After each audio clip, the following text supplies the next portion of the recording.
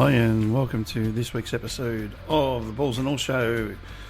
In this week's episode, Heta heats it up in the UK, Mostert wins in the US, Leishman wins in the US as well, Herbert wins in Dubai, and Birdies keeps the Australian flag flying at the tennis.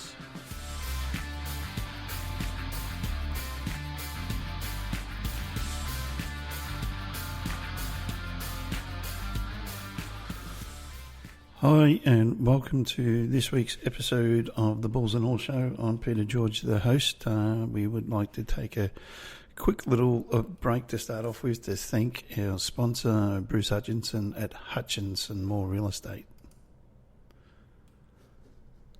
Real Estate have been selling Redlands for the last 20 years. The team has a unique approach at selling your home, and they also have a great list of buyers wanting to make that sea change to Redlands. So give Bruce a call on 0403 245 556 and let him know you heard it all on the Balls and All Show. Hi, and this week's episode is jam-packed with Aussie performances. We have big performances in darts, golf, tennis. What else have we got? Motorsports. So we'll start off with golf and the wonderful Mark Leishman. Leish played in the Farmers Open over in the US. He won by one shot from John Rahm, shooting a 15 under he did, and in the short run of that he won 1.35 million US dollars. Other Aussies that were in the field were Jason Day. He tied for 16th. I think that's his first tournament back from pulling out of the President's Cup. Cameron Percy and Cameron Davis were both tied for 36. Aaron Badley was tied, and Cameron Smith was tied for 64th. Ryan Gibson was 70th, and Matt Jones was tied for 73rd. Timmy Wilkinson, John Senden missed the cut.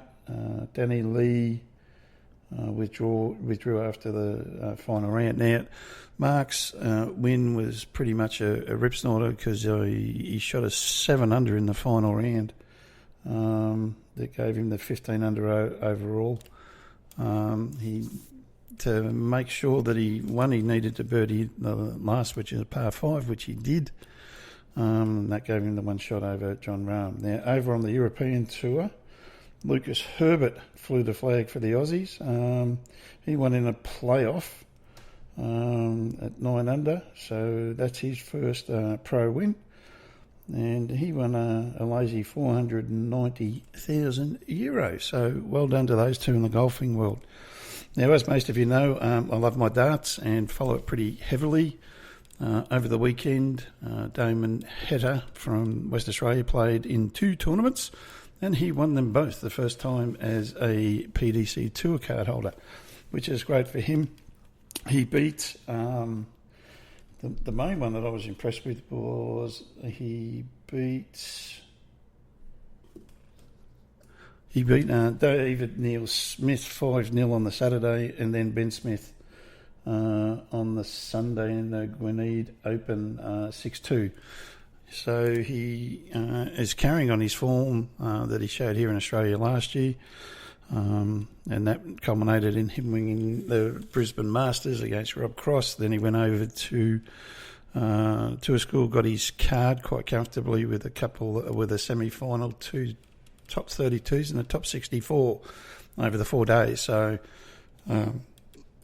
Damon's doing everything that we believed he could do in darts, and that was a win. Also over in the UK was GG Matters.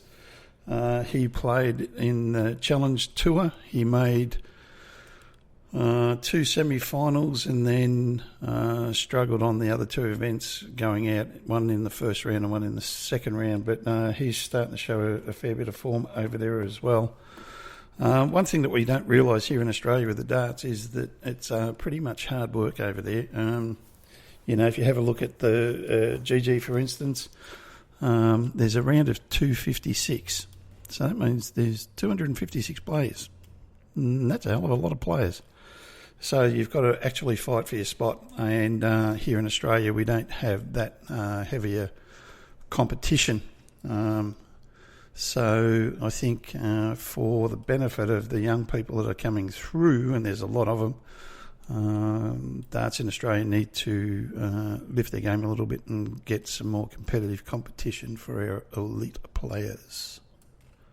So we'll now jump into motorsport, and Australian Chaz Mostert has won in his class of the Rolex 24-hour over in Daytona. He is one super driver. I've known Chaz since he was about 14 in go-karting, and he can steer a car. Chaz said that winning the Daytona 24-hour was up there with his 2014 Bathurst win, which is a big statement. But the overall winner for that weekend was another Aussie in Ryan Briscoe. If you're into motorsport, you heard of Ryan, but if not, you may not. But yeah, he's very good steer is Ryan, and so is Chaz. So there's another one for Australia Day. Then the next one after that was Australia Day night, where Ash Barty took another step closer to her march towards the Australian Open tennis. So Ash played Alison Risk from the US. She won 6-3, 1-6, 6-4. I wouldn't say she's playing at a peak, and that's a good thing.